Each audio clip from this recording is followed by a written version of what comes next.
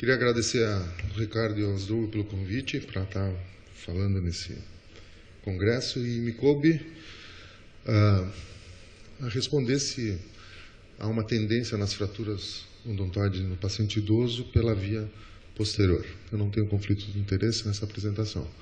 Uma tendência, ela implica numa mudança de comportamento. É óbvio que se há uma tendência agora, é porque existe um tratamento padronizado antes disso e que é, sem dúvida nenhuma, a via anterior pelo parafuso para fixação da linha de fratura. A via anterior ela é simples, ela é rápida, ela tem uma baixa morbidade a princípio, o paciente é colocado na posição supina, ou seja, ele não precisa ser mudado de posição para prona, que é sempre uma complicação, e, fundamentalmente, ela não é uma artrodese, porque ela preserva o movimento.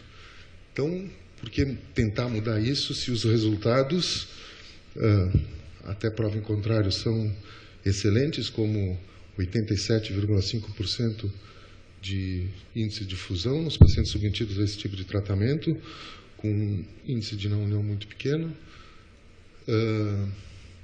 Mesmo quando a gente compara com pacientes mais idosos, e aqui vai um problema, na literatura a gente não encontra qual é o ponto de corte para ser idoso, tem referências de 60 anos, 65, 70, às vezes octogenários e assim por diante.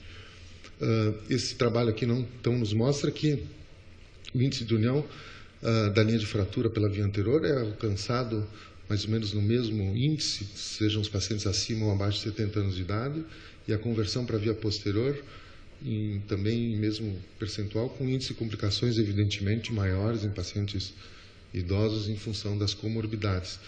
Então, o outcome após a fixação anterior parece não ser afetada pela idade do paciente. Nessa revisão sistemática, em que a gente tem 124 pacientes, em 6 artigos diferentes para a via anterior, encontrou 84% de pacientes com cura, com tratamento pela fixação. Então, qual é a justificativa para a gente mudar o paradigma e começar a fazer pacientes com fraturas de odontoide, pacientes idosos, pela via posterior? A via anterior, então, ela tem, conhecidamente, uma dificuldade em manter a redução. São justificativas a favor da via posterior, sempre criticando a via anterior, né? Dificuldades de exposição em alguns pacientes, como dificuldade de fazer a extensão do pescoço, outras doenças degenerativas da coluna que possam implicar dificuldades no acesso naquela região.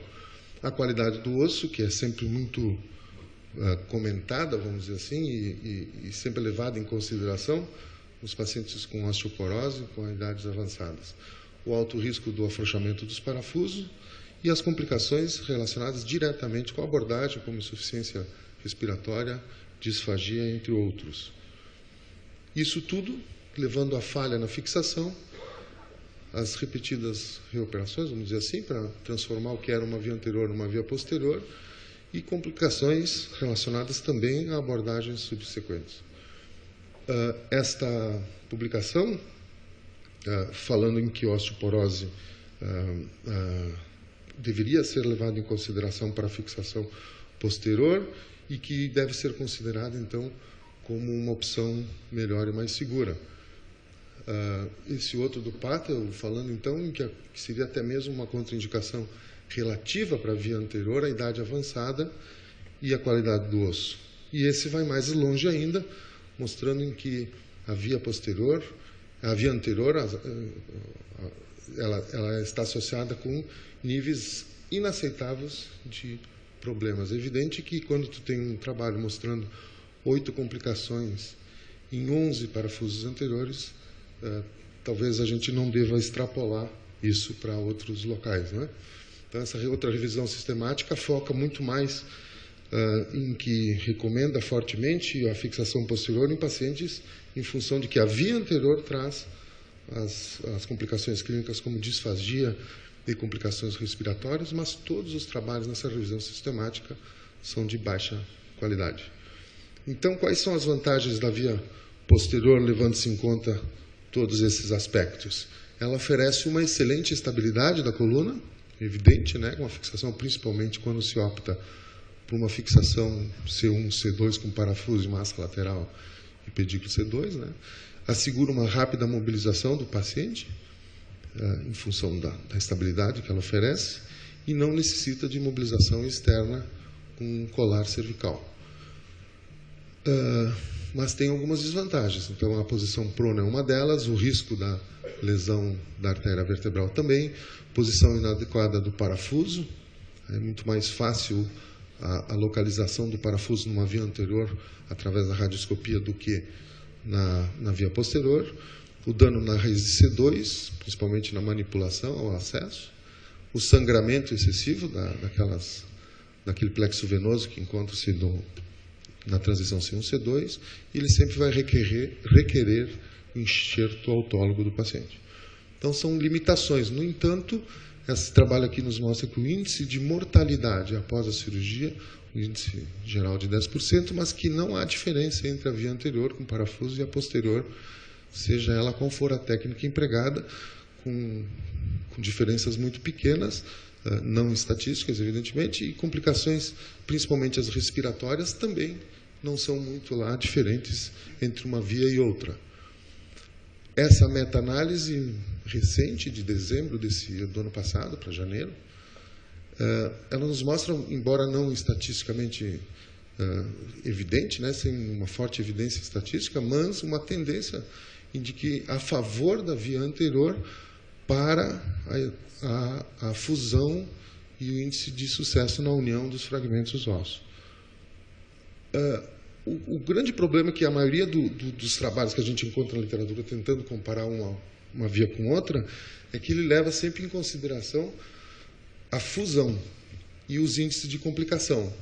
E poucos são como esse, em que mostra a qualidade de vida, que talvez seja a coisa mais importante no se julgar no final das contas, né? Então, essa meta-análise aqui, ela mostrou muito levou em consideração a qualidade de vida, seja ela por qual questionário aplicado, e a gente encontrou nesses trabalhos aqui pelo menos 4 índices aplicados, em que o parafuso anterior tinha um sucesso em qualidade de vida em torno de 92,6%, claro que diminuindo nos pacientes octogenários ou mais, e a via posterior não há dados suficientes para que a literatura não nos mostra nenhum tipo de evidência forte para que a gente possa... Está faltando trabalhos para que a gente possa poder comparar com o parafuso via anterior. Então, aqui talvez seja o que está faltando apresentar na literatura, os trabalhos de qualidade de vida. A gente sabe, quem lida com cirurgia de odontoide, que muitas vezes, mesmo não atingindo a fusão, a gente não tem repercussão clínica dos pacientes pela via anterior. Mesmo que haja uma tendência, eu ainda não estou surfando nessa onda, embora talvez até perca ela, porque eu tenho a tendência ainda em fazer a via anterior. Essa revisão retrospectiva multicêntrica, da qual o nosso hospital fez parte, ela levou em conta, em 8 centros da América Latina, 88 pacientes, em que 65% foi feito cirurgia e 23% foi feito tratamento conservador. O parafuso anterior foi uma escolha em 64% dos pacientes e 23% pela via posterior, com essa distribuição entre as técnicas. E a gente encontrou que nos pacientes com mais de 60 anos de idade, a escolha pela via anterior com parafuso dos cirurgiões foi até maior do que pela via posterior. Isso foi uma preferência, evidentemente, dos cirurgiões da América Latina nesses 8 centros. E com uns índices de fusão radiológica muito semelhantes, 89% para 85%. Com índices de complicação, principalmente no que se refere à dor, até melhor nos pacientes acima de 60 anos de idade. Então, a conclusão desse estudo era de que a escolha do melhor tratamento deveria ser levada em consideração as características pessoais de cada paciente, não é uma novidade, a gente sempre, quando não tem muita conclusão a respeito do assunto, a gente diz isso. A expertise do cirurgião, pela técnica, né? E os recursos disponíveis naquele momento para que se faça a cirurgia, principalmente quando a opção é fazer uma cirurgia o mais breve possível. Nesse trabalho, a preferência pelo parafuso anterior independente da idade, foi de 64,6%, e a fixação C1, C2, ela era tomada como decisão, na maioria dos casos, quando a distância entre os fragmentos de fratura era maior que 2 milímetros, e nas falhas sintomáticas, seja com o tratamento conservador ou, então, com a via anterior por parafuso. A minha conclusão é que, se a via posterior é uma tendência, ainda não está muito claro na literatura, principalmente, não há demonstração, principalmente no que se refere aos diagnósticos, aos resultados funcionais dos pacientes. A via anterior, obviamente, tem mais complicações respiratórias, né? Embora alguns trabalhos não mostram essa diferença, e a via posterior, na minha opinião, ela deve ser restrita a deslocamentos maior que 2 milímetros, a falha no tratamento conservador ou a falha no parafuso anterior.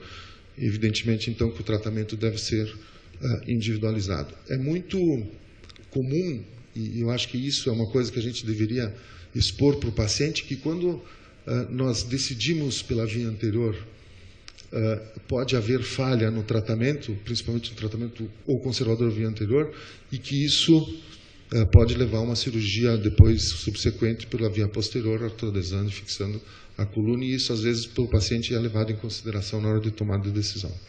Muito obrigado.